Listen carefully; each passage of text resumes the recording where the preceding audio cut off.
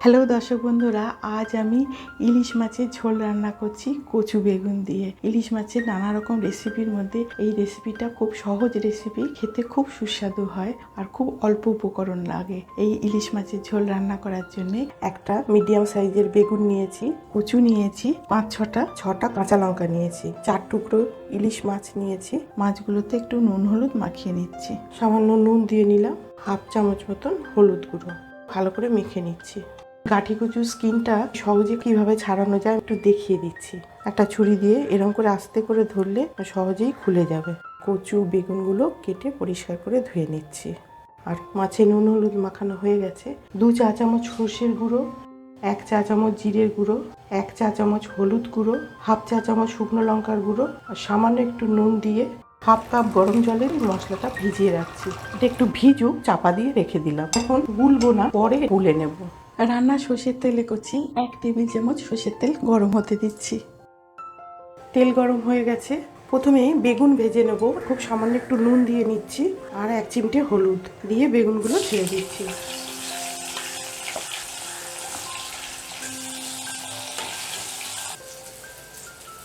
বেগুন ভাজা হয়ে গেছে, তুলে নিচ্ছি।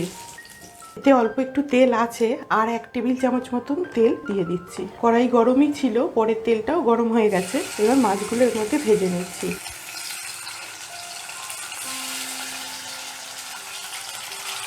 মাছ খুব বেশি ভাজতে হবে না, হালকা করেই ভাজতে হবে। মাছের 1 পিঠটা ভাজা হয়ে গেছে, এবার মাছগুলোকে উল্টে দিতে হবে।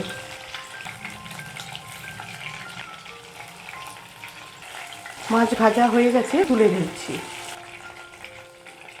মাছ ভাজার পরেও বেশ খানিকটা তেল রয়েছে, এই তেলেই রান্না করব। 2টো তেজপাতা, 1টা শুকনো লঙ্কা, 1/2 চামচ কালো জিরে ফোড়ন দিচ্ছি। এর পরিবর্তে একটু 5 ফোড়নও দিতে পারেন। ব্যাস, লঙ্কা তেজপাতার কালার চেঞ্জ হয়ে গেছে, সুন্দর গন্ধ বেরোচ্ছে, ফোড়ন রেডি হয়ে গেছে। এবার এর মধ্যে 6টা চেরা কাঁচা লঙ্কা দিয়ে দিলাম। কাঁচা লঙ্কা দিয়ে একটু নেড়ে নিলাম। এবার কচুগুলো দিয়ে দিচ্ছি। কচু দিয়েও একটু ভালো করে ভেজে নিতে হবে, তাহলে এই ঝোল খেতে খুব ভালো লাগে। কচু ভাজা হচ্ছে, এদিকে 2 কাপ জল গরম হতে দিয়েছি। আমি এই ঝোলটা গরম জলেই রান্না করব। কচু প্রায় ভাজা হয়ে এসছে। এই যে মশলাটা আমি ভিজিয়ে রেখেছিলাম, এটা এবার ভালো করে গুলে নেব। স্মুথ গলে গেল, দেখুন কি সুন্দর হয়ে গেল। কচু খুব সুন্দর ভাজা হয়ে গেছে, দেখুন এইরকম ভাজাটা হবে কচু। এইবার এর মধ্যে এই গুলে রাখা মশলার ঘোলটা দিয়ে দেবো, একটু কষে নেবো ওর সঙ্গে। ব্যাস, সর্ষে দেওয়া আছে, খুব বেশি কষা যাবে না। কষা হয়ে গেছে, এবার এর মধ্যে 2 কাপ গরম জল দিয়ে দিচ্ছি। ঝোল সঙ্গে সঙ্গেই ফুটতে শুরু করেছে। মিনিট 3-4 চাপা দিয়ে দেবো, যাতে কচুটা একটু সেদ্ধ হয়ে যায়। ঝোল মিনিট 4 ফুটে গেছে। এইবার এর মধ্যে বেগুন আর মাছটা দিয়ে দেবো। ঝোলের সাথে খুব ভালো করে মিশিয়ে দিলাম। চাপা দিয়ে মিনিট 5 ফুটতে দেবো। 5 মিনিট ঝোল ফুটে গেছে। এবার দেখে নিই কচুটা সেদ্ধ হলো কিনা। খুব সুন্দর গন্ধ বেরিয়েছে। একটা কচু তুলে দেখে নিই কচু সেদ্ধ হলো কিনা। একদম সেদ্ধ হয়ে গেছে। নুনটা একটু টেস্ট করে দেখে নিতে হবে। নুন মনে হচ্ছে একটু কম আছে। হ্যাঁ, নুনটা একটু কম আছে, সামান্য নুন দিয়ে নেব। ব্যাস, নুন দিয়ে মিশিয়ে নিলে কচু বেগুন দিয়ে ইলিশ মাছের ঝোল রেডি। খুব সুন্দর তৈরি হয়ে গেছে। গ্যাস বন্ধ করে দিলাম। ঝোল একদম তৈরি হয়ে গেছে। এবার গরম গরম ঝোল সার্ভিং বলে ঢেলে নিচ্ছি। ইলিশ মাছের কচু বেগুন দিয়ে ঝোল রেডি।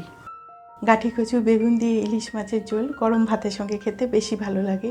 এই রেসিপি আপনাদের কেমন লাগলো মতামতের অপেক্ষায় রইলাম। আমার চ্যানেলকে সাবস্ক্রাইব করার অনুরোধ রইল।